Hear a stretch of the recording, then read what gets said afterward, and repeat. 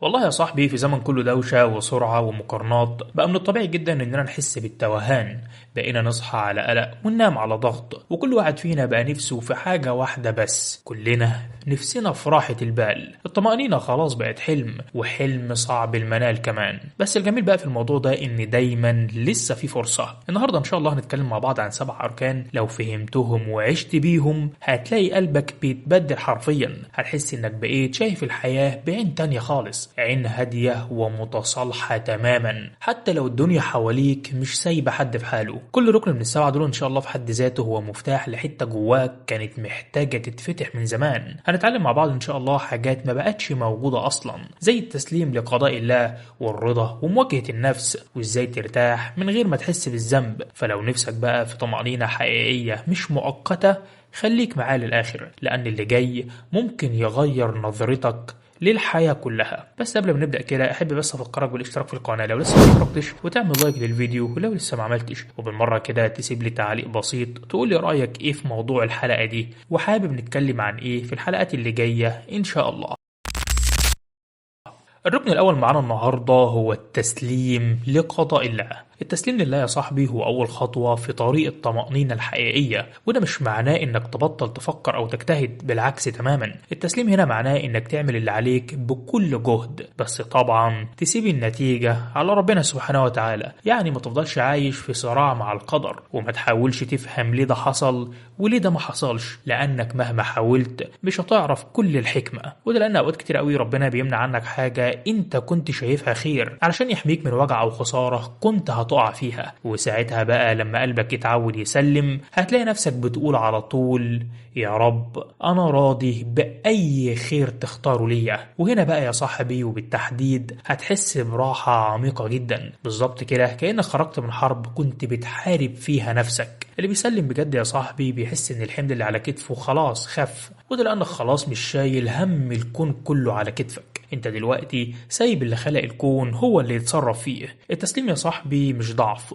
ده قمة القوة، لأنك ببساطة بتختار الهدوء بدل القلق، واليقين بدل الشك. صحيح احنا ساعات بنبقى عايزين كل حاجة دلوقتي، لكن ربنا بقى بيأجلها لوقت يكون أنسب لينا. وده بقى اللي بيفرق بين اللي مطمن وبين اللي متوتر، إن الأول عارف إن التأخير مش عقوبة، ده ترتيب من ربنا سبحانه وتعالى. الجميل بقى في الموضوع ده ان انت ولما توصل لمرحلة التسليم دي هتلاقي قلبك بيتغير من جوه. هتتعلم تشوف الخير في كل تأخير، وهتنام مرتاح حتى لو مش كل الإجابات كانت عندك. وده لأنك ببساطة بقيت عارف ان في حد شايف الصورة كاملة. وساعتها بقى يا بطل الدوشة اللي حواليك مش هتأثر فيك خالص، لأنك خلاص عرفت ان الطمأنينة الحقيقية مش في ان الدنيا تمشي على مزاجك. الطمأنينة في انك تبقى واثق انه كل اللي بيحصل لحكمة من ربنا سبحانه وتعالى. الركن التاني بقى هو الرضا. الرضا يا صاحبي هو المفتاح اللي بيفتح باب الطمأنينة. لازم تكون عارف الكلام ده كويس جدا، وده لأن اللي من غير رضا هيفضل دايما حاسس إن في حاجة ناقصاه. الرضا يا صاحبي مش معناه إنك توقف سعي أو تبطل تحلم، لا خالص. الرضا معناه إنك تكون مبسوط وإنت في الطريق حتى لو لسه ما وصلتش. الرضا يا صاحبي معناه إنك تبطل تبص للحاجات اللي ناقصاك وتبدأ تشوف النعمة اللي بين إيدك. الرضا يا بطل هيخليك تتعلم تحب اللحظة اللي إنت فيها بدل ما تضيعها في المقارنة على الفاضي. الرضا بيخليك تبص على الحياة بعين الامتنان، فتكتشف بقى انك عندك اكتر مما كنت تظن. في ناس يا صاحبي بتفتكر ان الرضا يعني الاستسلام، وده للأسف غلط تماما، لأن الرضا قوة كبيرة جدا، لأنه بيخليك تكمل بس من غير ما تتكسر، وبيخليك تشوف كل تجربة على إنها درس مش عقاب. وده لأنك لما تبقى راضي فبتتعامل مع الفشل كأنه خطوة في طريق النجاح، ومع التأخير كأنه إعداد ليك، ومع الحرمان كأنه حماية ليك. الرضا يا بطل بيخليك مؤمن ان اللي مكتوب ليك مش هيعدي كده وخلاص، وان انت مش محتاج تجري ورا الحياة علشان تاخد اللي ليك، وده ببساطة لانها هتوصل لك في الوقت الصح. الرضا كمان بيغير طريقتك في التعامل مع الناس، لانك لما تكون راضي مش هتحقد ولا هتغير من حد، ومش هتحس انك دايما اقل من غيرك. هتعيش في سلام داخلي يخليك مبتسم حتى وسط التعب، وهتقول الحمد لله وانت حاسس انها مش مجرد كلمة. والجميل بقى في الموضوع ان الرضا بيجيب بعده البركة، لان ربنا بيبارك في اللي راضي حتى لو كان بسيط. وساعتها بقى هتفهم ان الطمأنينة مش في انك تملك كل حاجة، الطمأنينة في انك تكون راضي باللي عندك ومؤمن ان اللي جاي دايما أحسن. الركن التالت بقى يا صاحبي هو الصدق مع النفس. الصدق مع نفسك ده هو لحظة المواجهة اللي بتغير كل حاجة في حياتك. أنا هنا بكلمك عن اللحظة اللي تبطل فيها تضحك على نفسك وتواجه حقيقتك بكل وضوح، وده لأنك مش سهل خالص إنك تعترف إنك غلطت أو إنك محتاج تتغير. بس الجميل بقى في الموضوع إن الصعوبة دي هي أول خطوة للراحة النفسية، وده لأنك طول ما أنت بتلبس أقنعة وبتحاول تبان قوي وأنت من جواك متكسر، فعمرك ما هتعرف ترتاح أصلا. الصدق مع النفس يا صاحبي بيخليك تشوف العيوب اللي محتاج تصلحها بدل ما تفضل تهرب منها، وساعتها بقى هتبدأ الرحلة الحقيقية للطمأنينة. اللي صادق مع نفسه يا صاحبي عمره ما بيحكم على الناس بسرعة، لأنه عارف إن كل واحد جواه وجع ومعركة محدش شايفها. الصدق يا صاحبي بيخليك متواضع لأنك عارف ضعفك، وفي نفس الوقت بيخليك قوي. وعلى فكرة انت هنا هتكتشف انك كنت بتدور على رضا الناس وناسي نفسك، وساعات كمان هتلاقي ان انت كنت بتضحك علشان تخبي عيبك بس. اما انت بقى يا صاحبي لما تبدأ تكون صادق مع نفسك، فهتبدأ تسمع صوتك الداخلي بكل وضوح،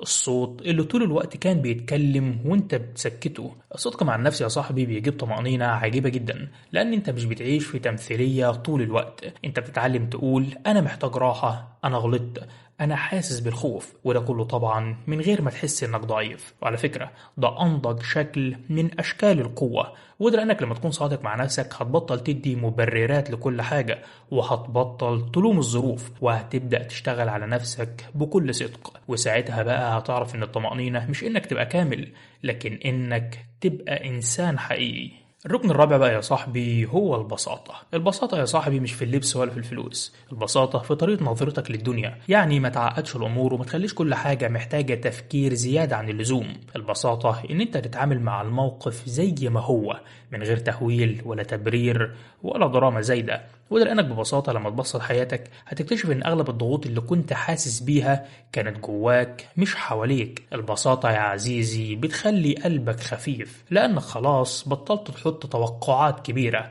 الناس يا صاحبي اللي عايشة ببساطة بيكونوا أكتر ناس مرتاحين، لأنهم مش بيدوروا على الكمال ولا بيحاولوا يثبتوا نفسهم كل شوية. دول بيعيشوا على طبيعتهم جدا، وبيضحكوا من قلبهم، وبيقبلوا الأيام زي ما بتيجي. وعلى فكرة انت بقى يا بطل لما تبسط حياتك فهتتعلم تقول لأ من غير خوف، وهتتعلم تختار الهدوء بدل الصراع، وهتبعد عن أي حاجة بتستهلك طاقتك. البساطة هنا يا صاحبي مش انك تعيش من غير هدف، بالعكس تماما، ده معناها انك تسعى لهدفك بخطوات هادية وواثقة من غير استعجال. وعلى فكرة سر البساطة الحقيقي في ان انت ما تعلقش قلبك بالحاجات الكبيرة، لان الحاجات اللي عندك أكبر من الحاجات دي أصلا، بس أنت بقى للأسف مش حاسس. خليك يا صاحبي بسيط في كلامك وفي علاقاتك وفي اختياراتك، وده علشان تفضل دايما مرتاح. صدقني يا صديقي الدنيا لما تكبر في عينك هتتعب، لكن لما تصغرها وتخليها وسيلة مش غاية هتعيشها من غير خوف ولا قلق.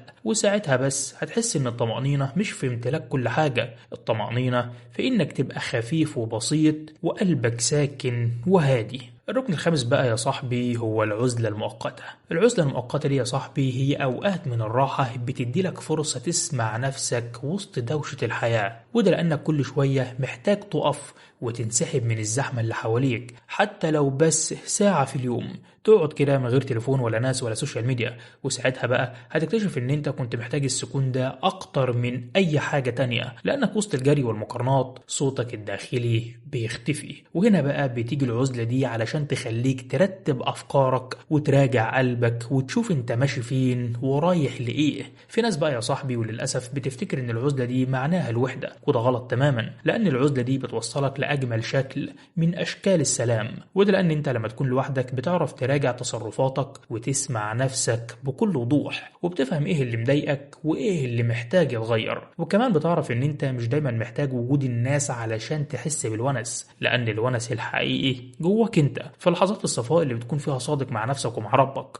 العزلة المؤقتة يا عزيزي بتخليك تبص على الدنيا من بعيد من غير ما تتأثر بالدوشة اللي فيها. وانت بقى لما تتعود تاخد الوقت ده لنفسك هتلاحظ فرق كبير جدا في طاقتك وفي طريقة تفكيرك، هتبقى أهدى وأكتر وعي وأقرب لنفسك. العزلة المؤقتة يا عزيزي بتعلمك ازاي ترجع للناس وانت مرتاح ومش مرهق، وكمان بتخليك تدي بحب مش بواجب، وتتكلم بعقل مش بعصبية. الطمأنينة يا صاحبي عمرها ما بتتخلق في الزحمة، دي بتتولد في الهدوء وفي اللحظات اللي بتكون فيها لوحدك مش بس وحيد، لأنك وقتها بتبقى أقرب حاجة لنفسك الحقيقية. أما الركن السادس بقى فهو التسامح مع الماضي. التسامح مع الماضي مش ضعف ومش نسيان، وده لأنه قرار شجاع جدا. كلنا عندنا مواقف وجعتنا، بس الحقيقة بقى إن اللي فات خلاص مش راجع تاني، ووجع التفكير فيه مش هيغير أي حاجة. التسامح مع الماضي يا صاحبي معناه إن أنت تبطل تشيل على قلبك، لأن اللي حصل كان جزء من رحلتك، هو ده اللي شكلك وخلاك على صورتك القوية اللي أنت فيها دلوقتي. وعلى فكرة